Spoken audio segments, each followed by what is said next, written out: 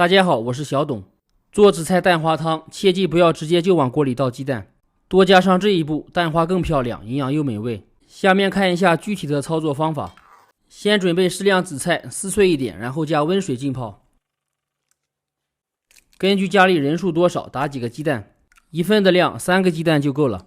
用筷子把鸡蛋充分打散，搅拌至用筷子挑不起来就可以了。碗里面加入1勺土豆淀粉，再加水搅拌化开。没有的也可以用玉米淀粉。根据个人口味切一点葱花和香菜。紫菜泡好以后放汤盆里弄散一些，加入少量虾皮，葱花和香菜滴几滴香油。锅里水开以后先调味，加入盐，少量鸡精，来一点胡椒粉。调到小火以后再加水淀粉，下锅以后快速搅匀，防止淀粉结块。不用太稠了，比蜂蜜略稀一点，像这个状态就可以。